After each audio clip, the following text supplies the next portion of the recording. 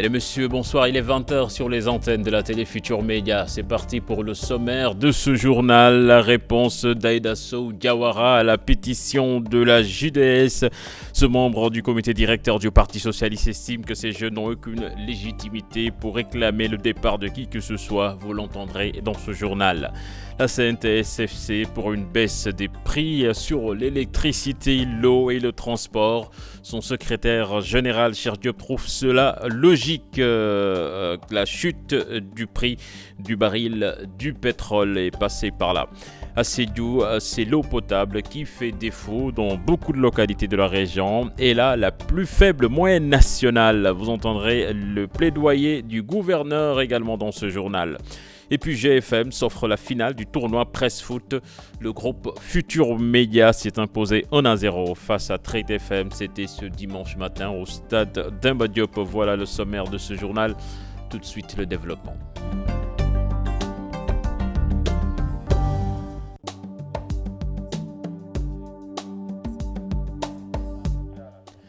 Bienvenue à toutes et à tous. Nous en parlions hier dans ce journal. Cette pétition lancée par la JDS, Aïda Sow Diawara, membre du comité directeur du Parti Socialiste, se prononce sur l'initiative de ces jeunes. Selon elle plutôt, ces jeunes n'ont aucune légitimité pour réclamer le départ de qui que ce soit. Elle informe également que le parti a démarré des consultations pour statuer sur le compagnonnage avec Benno Bokk Yakaar. Je vous propose de l'écouter.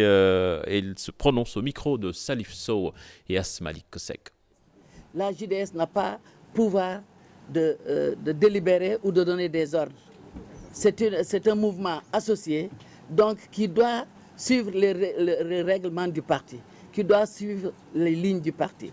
Et le Parti Socialiste aujourd'hui a demandé à toutes ces coordinations, ces 138 coordinations, de dire si nous devons continuer notre compagnonnage avec Benno Bokk Yakaar ou pas. Et au moment où je vous parle, sur les 138, 93 ont déjà répondu en disant que nous continuons notre compagnonnage avec Benno Bokk Yakaar.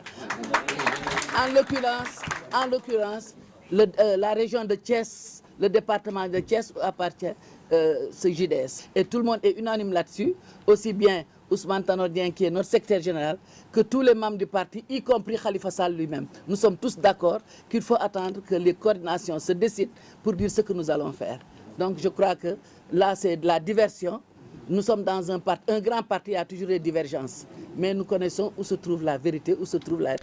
La sortie virulente de Lat Diop contre certains ministres du gouvernement. Selon le directeur de l'investissement, ils ne font que leurrer le chef de l'État et par la même occasion empêcher la visibilité de ses actions. C'était à Guédiawaye lors d'une rencontre politique. Plus de détails avec nos correspondants en banlieue, Salif Sow et Asmalik. Pour Lat Diop, le linge sale se lave en public. C'était au cours d'un meeting organisé dans son fief samedi. Le directeur de l'investissement avertit le chef de l'État. Selon lui, des ministres du gouvernement cherchent à manipuler le président de la République. Il y a certains départements ministériels qui méritent plus d'attention par rapport à d'autres de la part du président de la République. Parce qu'apparemment, l'impression que j'ai, c'est qu'on est en train de lui donner de la mauvaise information.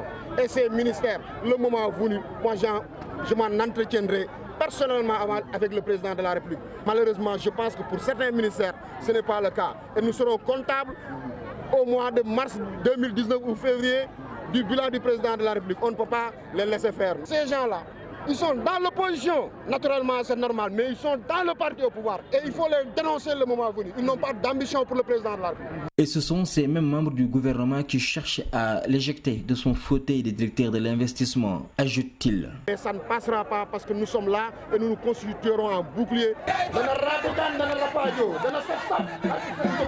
kaddu yile mu ngi ko yëkk ci kanamu kilifa politique yi nekk diwaanu Guédiawaye ñi fare ci nguur gi.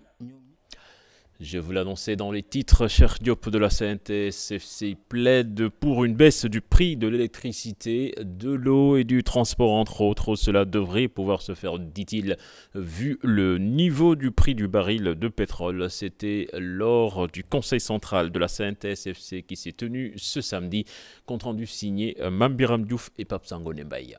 Après l'adoption par le chef de l'État du décret portant création des COS Pétrogaz, Cheikh Diop, qui est en même temps secrétaire général du syndicat national du pétrole et du gaz, veut que l'État leur associe aux travaux que mènera la dite structure une fois mise sur pied pour faire profiter aux populations des ressources pétrolières et gazières. De toute façon, qu'on soit impliqué dans le comité ou pas, le combat de la synthèse force du changement et du syndicat du pétrole va continuer. Raffinons pour notre pays et pour la sous-région. Utilisons les ressources pétrolières comme les ressources naturelles à bon escient pour les générations à venir, pour les générations présentes et futures, mais aussi pour booster le développement économique du Sénégal. Le Conseil central de la Synthèse FC réuni a aussi émis ses attentes de voir une baisse considérable, notamment des prix de l'électricité, de l'eau et du transport. La Synthèse force du changement, avec ses affiliés du syndicat du transport et du syndicat du pétrole, se sont battus pour la baisse des produits pétroliers. Et nous avons eu gain de cause 3 fois de suite de 2015 à 2016. Pendant ce temps, nous avons constaté que les produits impactés n'ont pas restitué aux populations l'impact de ces baisses-là, l'impact de notre combat.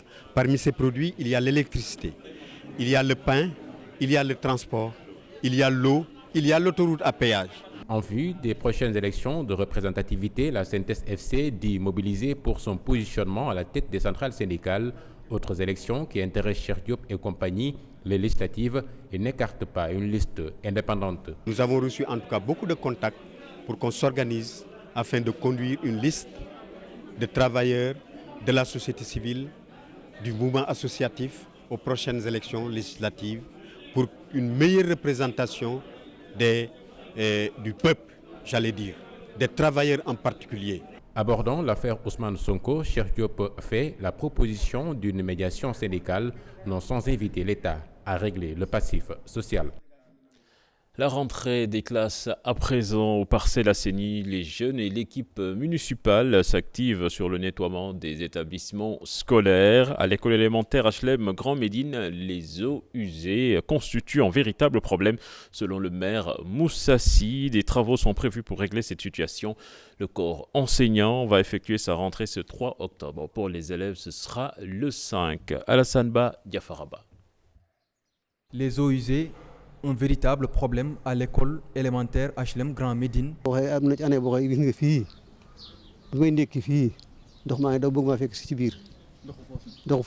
Il y avait une année où ces eaux usées que vous voyez ont failli me trouver dans ma chambre. Parfois, les élèves et les enseignants restent des jours sans venir faire cours.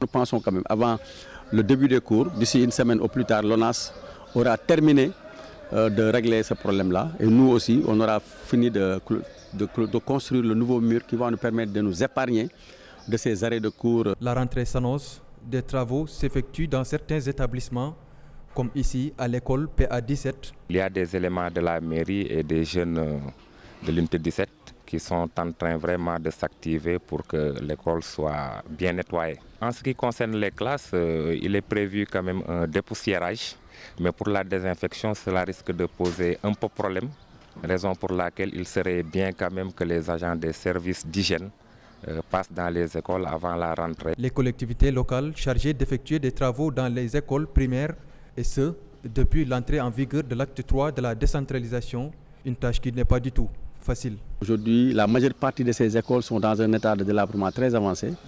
Pour cette année, nous avons investi un marché de 70 millions pour permettre la construction de 10 salles de classe et réhabiliter au moins 70 fenêtres et 54 portes et des toilettes. Maintenant, ça ne suffit pas parce que l'enveloppe que nous avons estimée après les études faites sur l'ensemble des écoles aujourd'hui tourne autour de 450 millions.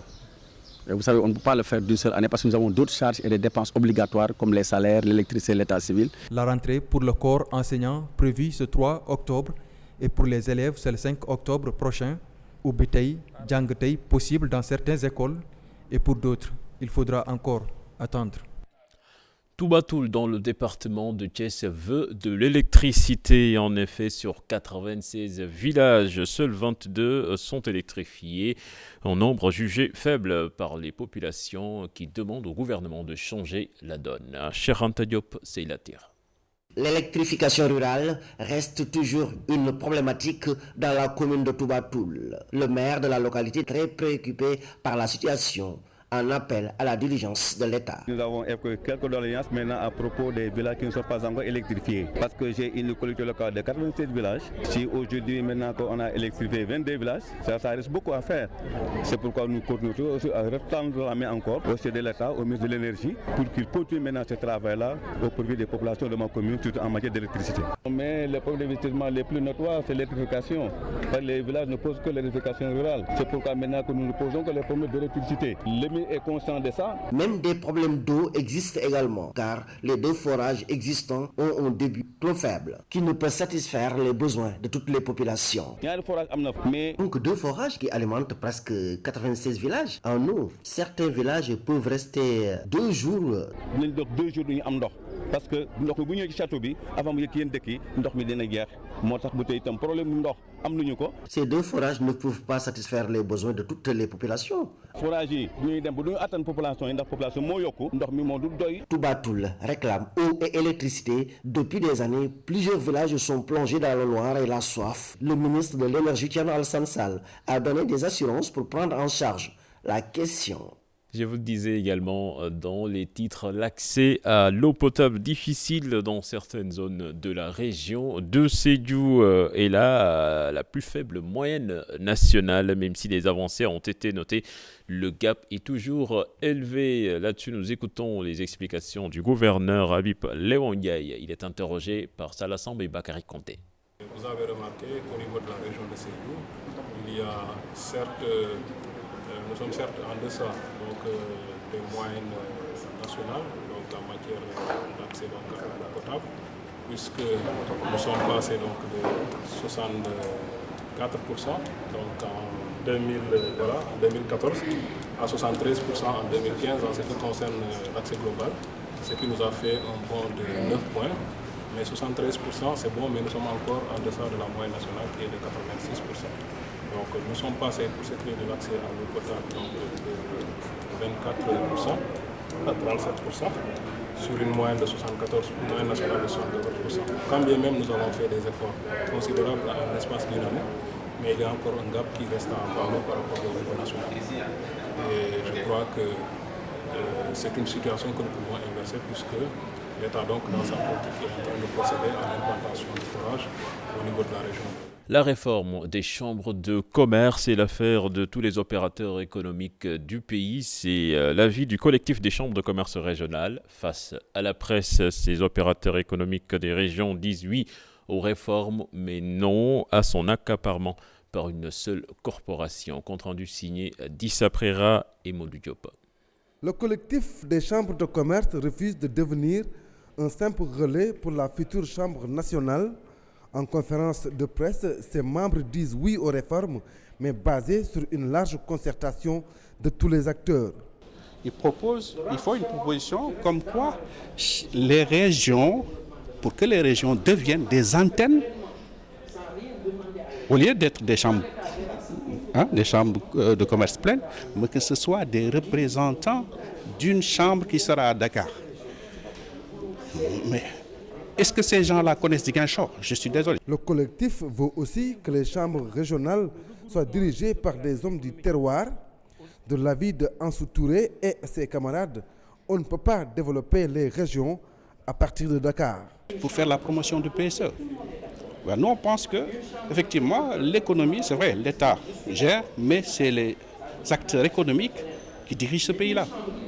Donc, c'est vrai, au Sénégal, il y a plusieurs corporations et aussi des organisations qui sont là, qui représentent l'économie en général. Mais nous, ce qu'on n'accepte pas est qu'une corporation puisse décider de l'avenir de toute l'économie du Sénégal et surtout des régions. Le collectif des chambres de commerce souhaite par ailleurs que les chambres régionales soient maintenues telles qu'elles existent. Il appelle aussi les autorités à éviter qu'une seule corporation s'accapare de la future Chambre nationale au détriment des autres. Lutte contre le réchauffement climatique consécutif à l'action de l'homme sur l'environnement, le comité Alternativa est l'initiateur ce week-end à la place de l'Obélisque d'un festival des alternatives au changement climatique. Objectif, sensibiliser les populations et multiplier les initiatives, notamment pour une agriculture saine et durable. Mambiram Diouf et Ababakar Kamara y étaient pour nous. L'art avec comme forme d'expression le graffiti pour repenser l'avenir et éviter les effets néfastes des changements climatiques. C'est ce qu'il faut voir à travers ce tableau reflétant l'engagement de son auteur. C'est 2033, Dakar 2033, avec les icebergs qui vont fondre. Et là, on fait Dakar, mais j'ai juste imaginé en mode futuriste que là, en ce moment, à la place de l'Obélisque, il y a une grande inondation à l'avancée de la mer. Et par la suite, Dakar représente une presqu'île. Et là, c'est juste un appel pour qu'on puisse revoir en fait, mais le tout qui est en train de descendre. Protéger la nature pour sauver l'environnement implique des actions citoyennes dont l'impact au plan économique, semble dire ses exposantes, est bien réel.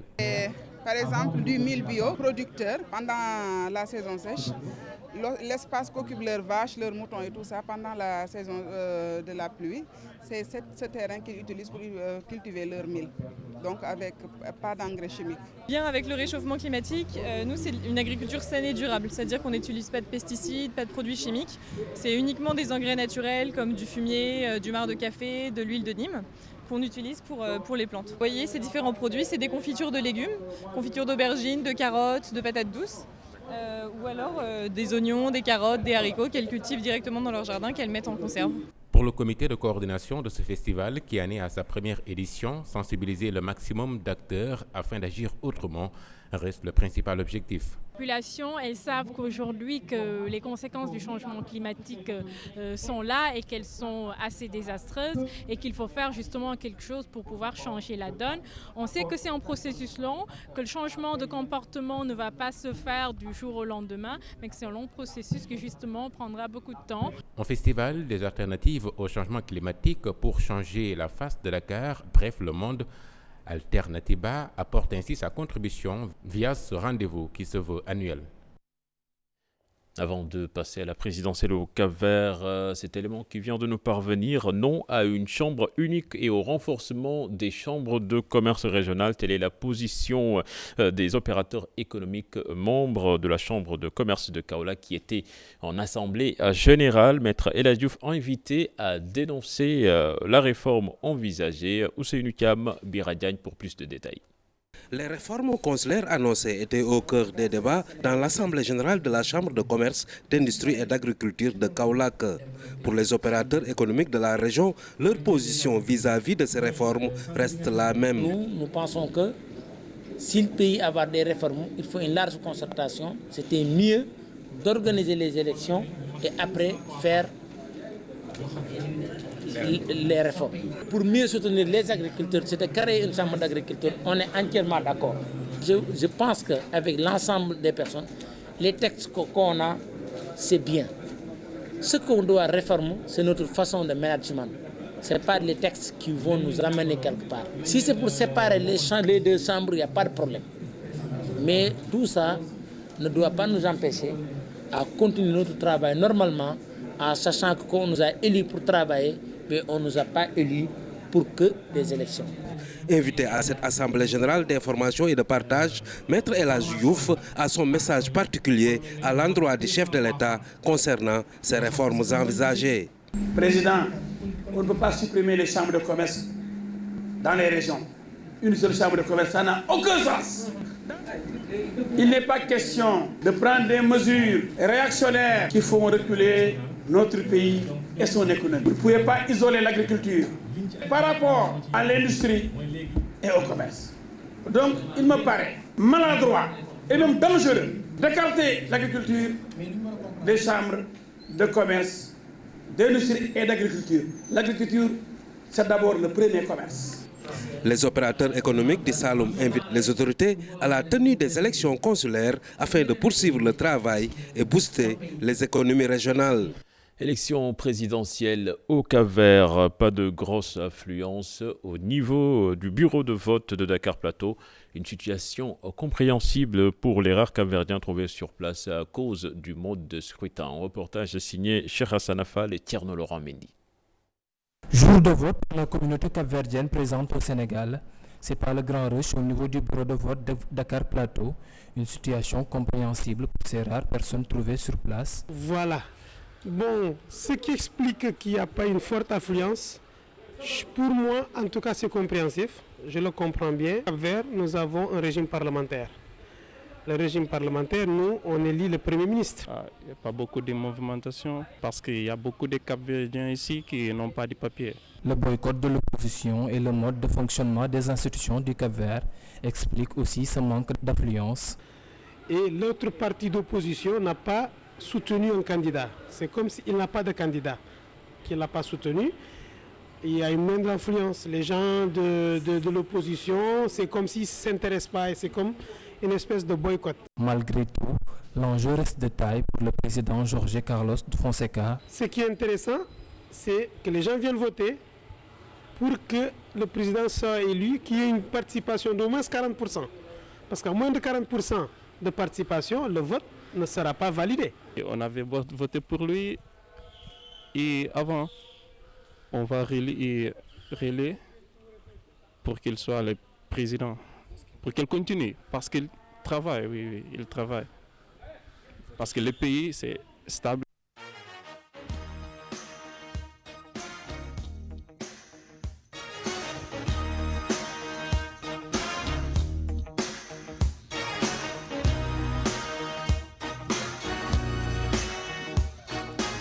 GFM remporte le tournoi Presse Foot en but. Delhaj Mané a eu raison de Trade FM.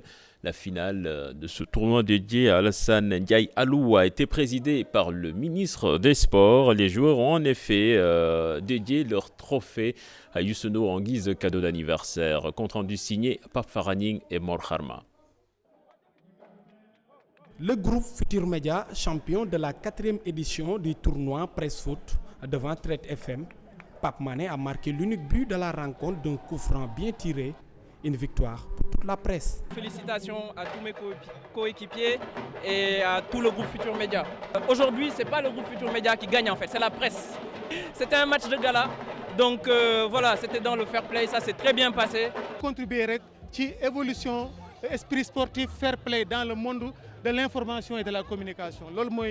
Mais pas de perdant ou de gagnant. Ce tournoi dédié à Feu Alassane Ndiaye Alou permet de raffermir les liens. Une réussite pour l'organisateur. C'est un pari réussi. Les deux équipes ont joué dans le fair play. Les autres équipes qui avaient participé également ont honoré leur participation. Je pense que c'était ça l'essentiel. Et l'essentiel, c'était que la presse se retrouve au moins autour du ballon, autour du sport, pour se connaître, pour renforcer les liens. Venu participer à la fête de la presse, le ministre des Sports estime que cette initiative mérite d'être accompagnée. Sans l'appui de la presse sportive qui nous accompagne partout, c'est un produit, on a besoin de le vendre pour que les sponsors viennent accompagner, mais aussi pour que les détails soient évités. Après la communion, les joueurs et les supporters de GFM ont décidé d'offrir cette coupe comme cadeau d'anniversaire au PDG. Coupe bi, ñu koy jël di ko may président Youssou Ndour ndax anniversaire am la woon démb. On s'était donné le défi de gagner ce match. Donc, monsieur le président, cette victoire, c'est pour vous. La victoire bi di ko partager ak ñoom di ko may ministre Youssou Ndour anniversaire u démb ñun suñu wàll ñun waa Génération Futurs Médias Youssou Ndour lañ koy déjee quoi moom lañ koy jox. Avec ce nouveau sacre, le groupe Futur Média est également leader en sport d'entreprise.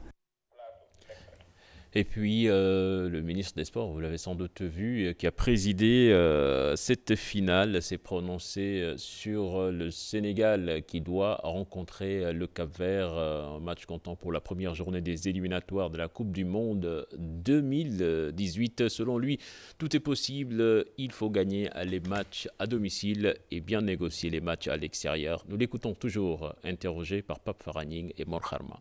Nous, notre rôle, c'est accompagner la fédération dans la phase de préparation de notre équipe. L'équipe nationale va rentrer en regroupement, toutes les dispositions ont été prises.